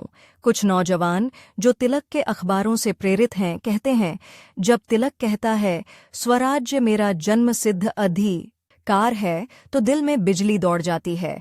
जब गोखले परिषद में भाषण देते हैं तो दिमाग चलने लगता है। पर सवाल ये है, आज़ादी दिल से जीत ही जाएगी या दिमाग से? सिर्फ वही लोग जो गहराई से देखते हैं समझ पाते हैं कि इस दौर में भारत को दोनों की जरूरत है, तिलक की आग और गोखले का संतुलन। गोखले खुद भी इसे महसूस करते हैं। कई बार रात में किसी यात्रा के बाद वे अकेले कमरे में बैठकर तिलक के पुराने लेख पढ़ते हैं, कभी हल्की मुस्कान से, कभी चिंता की गहरी लकीरों के साथ। हम दो अलग अलग रास्तों पर चल रहे हैं, वे सोचते हैं, पर हमारे लक्ष्य में फर्क नहीं। इतिहास शायद हमें प्रतिद्वंद्वी कहे, पर मैं जानता हूं हम एक ही पहाड़ की दो ढलानों पर चढ़ रहे हैं। उनका शरीर अब तेजी से जवाब दे रहा है। खांसी की आवाज अब मीटिंगों में भी छुपाई नहीं जा सकती। भाषण के बीच में उन्हें पानी के लिए रुकना पड़ता है, चेहरा पीला पड़ जाता है। डॉक्टर साफ चेतावनी देते हैं, आपका दिल इस गति को बर्दाश्त नहीं कर पाएगा, आप टुकड़ों में मर रहे हैं। गोखले साहब हर भाषण के साथ, हर यात्रा के साथ, पर वे रुकते नहीं, उल्टा वे अपनी गति और बढ़ा देते हैं। जैसे कोई धावक अंतिम चक्कर में सारी ताकत लगा देता है, यह जानते हुए कि उसके बाद गिरना तय है। वे गांधी को बार बार पत्र लिखते हैं, मुलाकातें करते हैं, उन्हें भारत की वास्तविकता समझाने के लिए अलग अलग प्रांतों में भेजने की योजना बनाते हैं। किसी बैठक में वे उनसे कहते हैं, मोहनदास, मैं शायद वह दिन न देख पाऊं जब भारत सचमुच राजनीतिक रूप से जाग जाएगा, पर तुम देखोगे, इसलिए तुम्हें अभी से यह तय करना होगा कि तुम जनता को सिर्फ गुस्सा सिखाओगे या जिम्मेदार ई भी। गांधी चुप रह जाते हैं। उन्हें महसूस होता है कि यह पुरुष जो खड़ा है शायद अगले 10-15 साल इस संघर्ष में साथ नहीं दे पाएगा, पर जो बीज वह बो रहा है वह आने वाली पीढ़ियों के खून में उगेगा। उसी समय भारत सेवक समाज के युवा कार्यकर्ता अलग अलग प्रांतों में छोटी छोटी क्रांतियां कर रहे हैं। कहीं वे तालाब की सफाई को जन अभियान बना देते हैं, कहीं लड़कियों के लिए स्कूल खोलते हैं, कहीं अस्पृश्यता के खिलाफ प्रयोग करते हैं। ये सब कोई अखबार की सुर्खी नहीं बनते, कोई बड़ा नारा नहीं बनते, पर गोखले जानते हैं जिस दिन भारत की जनता खुद को सिर्फ अधिकार के लिए नहीं, कर्तव्य के लिए भी जगाना सीख जाएगी, उस दिन आज़ादी किसी कागज के विधान से बड़ी हो जाएगी। उनके जीवन की सबसे बड़ी उपलब्धि शायद यही है कि वे आज़ादी की लड़ाई को सिर्फ शासन बदलने की लड़ाई नहीं रहने देना चाहते, वे इसे चरित्र बदलने की लड़ाई भी बनाना चाहते हैं। लेकिन चरित्र की भाषा धीमी होती है और बीमारी की गति तेज। एक शाम पुणे के अपने साधारण से कमरे में वे मेज पर झुके झुके कुछ लिख रहे हैं। बाहर सूरज डूब रहा है, भीतर लालटेन की रोशनी कांप रही है। कागज पर उनके शब्द एक एक करके उतर रहे हैं, किसी नए प्रस्ताव का मसौदा, किसी भविष्य की नीति की रूपरेखा, शायद किसी युवा के नाम लिखा आखिरी सलाहनामा।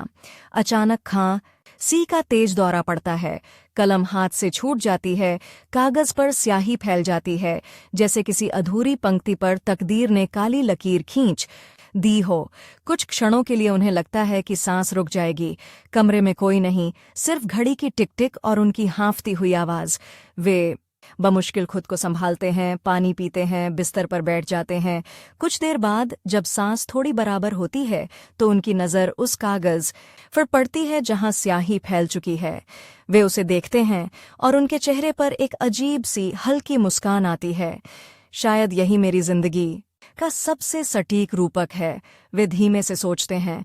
कुछ पंक्तियां साफ लिखीं, कुछ अधूरी रह गईं, कुछ पर समय की स्याही फैल गई। अब ये काम की सी और को आगे बढ़ाना होगा। वे फिर से कलम उठाते हैं, स्याही के धब्बे के आगे साफ अक्षरों में लिखते हैं, जो शुरू मैंने किया उसे तुम पूरा करना। मेरे पास समय कम था, तुम्हारे पास शायद ज्यादा होगा, पर ज्यादा समय का मतलब ज्यादा जिम्मेदारी भी है। ये तुम कौन है? गांधी, भारत सेवक समाज का कोई युवक, भविष्य का कोई अनजान नेता, या पूरा भारत जो अभी सो रहा है पर एक दिन जागेगा? शायद वे खुद भी नहीं जानते। वे सिर्फ इतना जानते हैं कि घड़ी की सुइयां अब बिना पर्दा किए दौड़ रही हैं।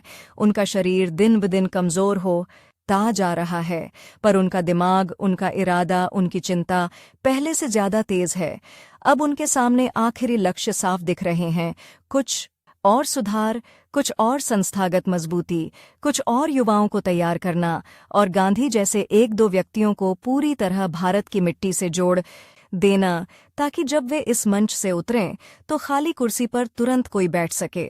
सभागार में जहां कभी 2 कुर्सियां गोपाल कृष्ण गोखले और बाल गंगाधर तिलक के बीच तनाव कांपता था, अब इतिहास एक तीसरी अदृश्य कुर्सी भी रख चुका है, जिस पर अभी किसी का नाम साफ नहीं लिखा, पर समय को पता है कि जल्द ही कोई बैठने वाला है। गोखले जान रहे हैं उनकी अपनी कुर्सी का समय खत्म हो रहा है।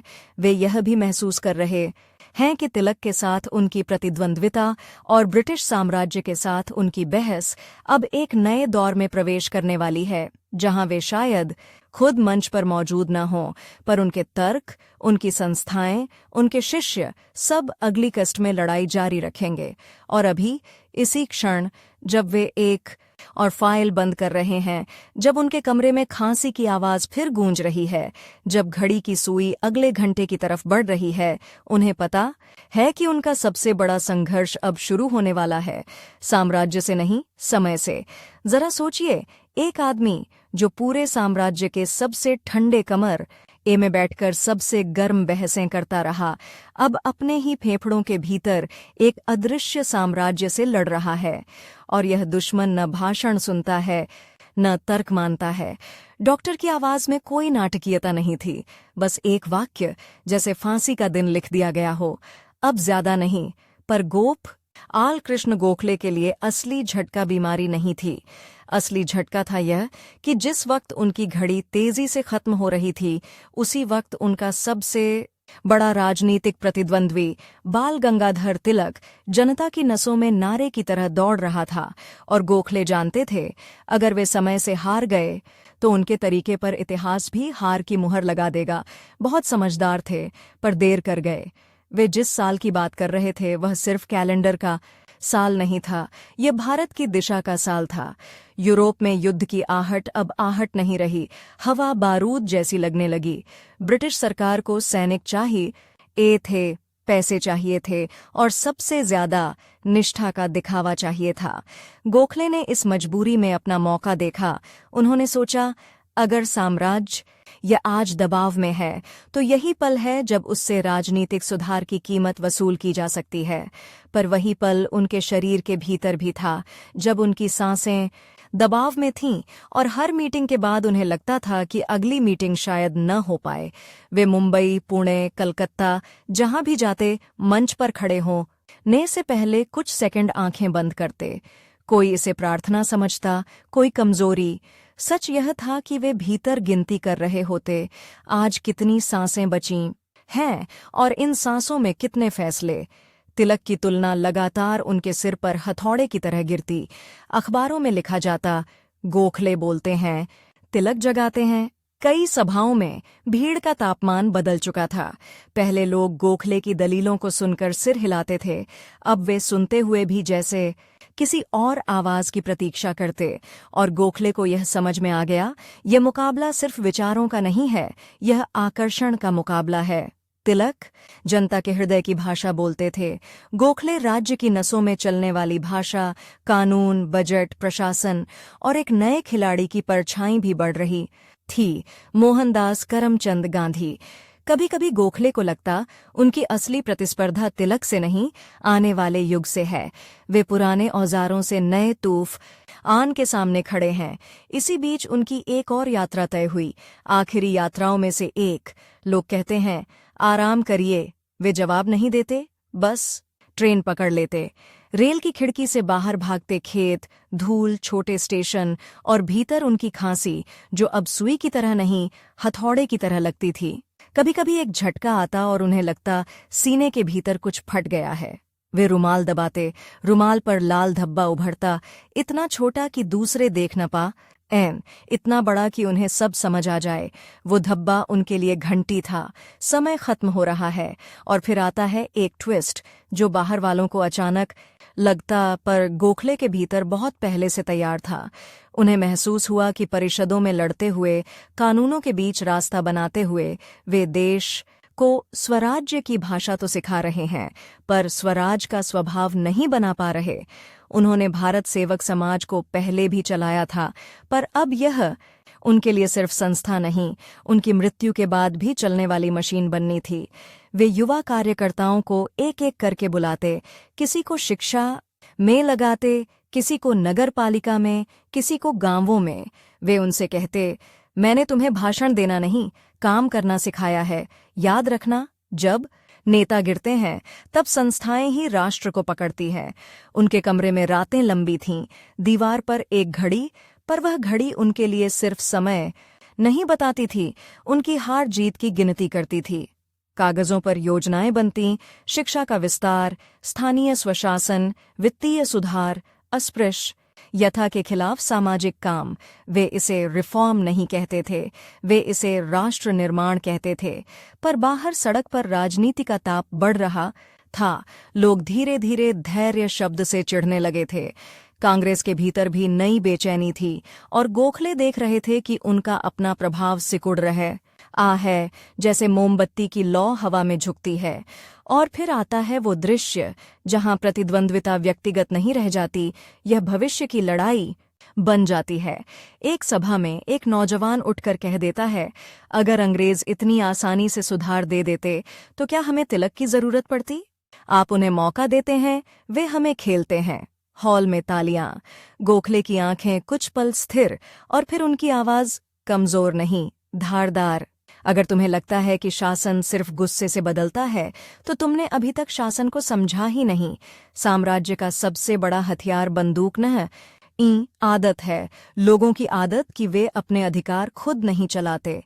वे रुकते हैं, सांस लेते हैं, जैसे शरीर से अनुमति मांग रहे हों, और फिर कहते हैं, मैं तुम्हें आज़ादी का सपना नहीं बेच रहा, मैं तुम्हें आज़ादी का ढांचा बना रहा हूं। पर यह ढांचा बनाते बनाते उनका अपना ढांचा टूट रहा था। डॉक्टरों ने उन्हें पहाड़ों पर जाने की सलाह दी, हवा बदलने को कहा। वे गए, लेकिन यह छुट्टी नहीं थी, ये पीछे हटना था।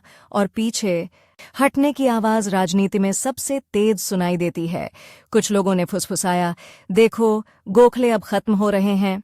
उनके आलोचक खुश थे, जैसे जो प्रतिद्वंद्वी को मैदान छोड़ते देख लिया हो। पर गोखले के भीतर एक और मोड़ था। वे जानते थे, अगर शरीर नहीं साथ दे रहा तो आखिरी काम उत्तराधिकारी तैयार करना है। गांधी को वे बार बार कहते थे, भारत को सिर्फ शहरों से मत समझो, गांवों से समझो। और यह सलाह सिर्फ रणनीति नहीं थी, चेतावनी थी कि जनता का दुख अगर सही रास्ता न पाए तो हिंसा में बदल जाता है। गोखले के मन में यह डर साफ था, तिलक की आग और जनता की अधीरता मिलकर ऐसा विस्फोट कर सकती है जिसे अंग्रेज दमन से कुचल देंगे और भारत फिर दशकों पीछे चला जाएगा। वे गांधी से कहते, तुम हारी अहिंसा अगर कमजोरों की मजबूरी बनी तो कोई काम नहीं, उसे मजबूतों का अनुशासन बनाओ। गांधी के लिए ये शब्द आदेश नहीं, विरासत बनते जा रहे थे। फिर आता है सबसे निर्मम दृश्य, जहां न साम्राज्य है, न भीड़, न भाषण, सिर्फ एक कमरा, एक शरीर और सांस का टूटता हुआ क्रम। खल्ले की हालत बिगड़ती गई। खांसी अब छिपती नहीं थी, वह मंच पर भी उन्हें रोक देती। कई बार वे भाषण बीच में छोड़ देते और फिर भी माफी नहीं मांगते, बस इतना कहते, आज मेरी सांस कम है लेकिन बात कम नहीं। उनके करीबी लोग डरते कहीं वे वहीं गिर न जाएं, और वे खुद भी जानते थे एक दिन ऐसा होगा, और वह दिन बहुत दूर नहीं। 1915 की शुरुआत में उनका स्वास्थ्य तेजी से गिरा। लोग मिलने आते तो वे मुस्कुराकर बैठने की कोशिश करते। उनके चेहरे पर वही पुरानी शालीनता, पर आंखों में एक थकान, ऐसी थकान जो सोने से नहीं उतरती। वे पत्र लिखते रहे, कागज पर अक्षर कभी कभी टेढ़े हो जाते, जैसे हाथ नहीं, समय कांप रहा हो। भारत सेवक समाज के लोगों को निर्देश देते रहे, कहाँ स्कूल खोलना है, किस जिले में काम बढ़ाना है, किन कार्यकर्ताओं को कहाँ भेजना है। ऐसा लगता था जैसे वे अपने बाद की दुनिया का नक्शा बनाकर जा रहे हों, ताकि उनके जाने के बाद अंधेरा न हो। और फिर वह दिन आता है जब उनके आसपास के लोगों को समझ में आ जाता है कि अब सवाल ठीक होने का नहीं, कब का है। उनका प्रतिद्वंद्वी तिलक, जो कभी उनके लिए चुनौती था, अब भी जीवित था, राजनीति में लौटने की संभावनाएं बन रही थीं। और गांधी, जो उनके शिष्य या जैसे थे, भारत में स्थायी भूमिका के लिए तैयार हो रहे थे। गोखले का मन शायद एक पल के लिए चुभता होगा, इतिहास मेरे बिना दौड़ेगा, पर तुरंत ही उनके भीतर का दूसरा स्वर जवाब देता, इतिहास किसी एक आदमी के लिए नहीं रुकता, मेरा काम था दौड़ की दिशा तय करना। 19 फरवरी 1915 गोपाल कृष्ण गोखले चले गए। खबर फैलते ही कई जगहों पर जैसे आवाज धीमी हो गई। कुछ लोग सचमुच रोए क्योंकि उन्होंने एक ईमानदार बुद्धि खो दी, कुछ लोग चुप रहे क्योंकि उनकी राजनीति भावनाओं पर नहीं चलती थी, और कुछ लोग जो उन्हें धीमा कहते थे पहली बार असहज हुए, क्योंकि उन्हें एहसास हुआ कि धीमापन कभी कभी गहराई का नाम होता है। जिस आदमी पर समझौता करने का आरोप लगता रहा, वह अपनी जिंदगी के साथ कोई समझौता किए बिना चला गया। उनके जाने के बाद सबसे बड़ा ट्विस्ट यह था, उनकी धीमी राजनीति की छाया आगे के सबसे बड़े आंदोलन में दिखने लगी। गांव ढी ने उन्हें अपना राजनीतिक गुरु कहा, और जब गांधी ने भारत को गांवों से जोड़ने की बात की, जब उन्होंने संगठन, अनुशासन, प्रशिक्षण से वह इन शब्दों को आंदोलन का आधार बनाया तो उसमें गोखले की परछाई थी। यह विडंबना नहीं, इतिहास की चाल थी। जिस व्यक्ति को भीड़ कम समझती थी वही भीड़ के भविष्य की रीढ़ में बदल गया। और तिलक का तेज, उनका नारा, उनका साहस, वह भी इतिहास में चमका। पर गोखले तिलक की प्रतिद्वंद्विता का अंतिम परिणाम यह नहीं था कि कौन जीता। अंतिम परिणाम यह था कि भारत को दो ताकतें मिल गईं, आग और ढांचा। अगर सिर्फ आग होती तो राख बचती, अगर सिर्फ ढांचा होता तो इमारत खाली रहती। गोखले ने यह संतुलन अपने शरीर से चुकाया। आज अगर आप गोखले का नाम सुनते हैं और सोचते हैं वे तो बस सुधार चाहते थे, तो एक पल ठहरिए। कल्पना कीजिए, एक आदमी जो जानता है कि उसकी मौत उसके खिलाफ समय का सबसे ताकतवर तर्क है, और फिर भी वह हर सुबह उठकर उसी समय से लड़ने निकलता है। वह जानता है कि भीड़ उसके प्रतिद्वंद्वी के पीछे जा रही है, और फिर भी वह भीड़ को गाली नहीं देता, उसे तैयार करता है। वह जानत है कि उसकी जीत दिखेगी नहीं, और फिर भी वह जीत के लिए काम करता है। गोखले की विरासत कोई एक कानून नहीं, कोई एक भाषण नहीं। उनकी विरासत वह आदत है कि राष्ट्र सिर्फ नारे से नहीं बनता, राष्ट्र संस्थाओं से बनता है। और शायद सबसे बड़ी बात, उनकी विरासत वह चेतावनी है जो उनका इस जीवन के अंत में घड़ी की टिक टिक जैसी सुनाई देती है। समय हमेशा कम होता है, पर अगर इरादा साफ हो तो कम समय भी किसी देश के भविष्य की दिशा बदल सकता है। मैंने इस भाग का आकार 10,000 11,000 हिंदी वर्ण चिह्न रखने की कोशिश की है। अगर आप चाहें मैं इसे ठीक 10,000 11,000 के भीतर काउंट ट्यून करके दूं। बस बताइए, आपको 10,000 के करीब चाहिए या 11,000 के करीब।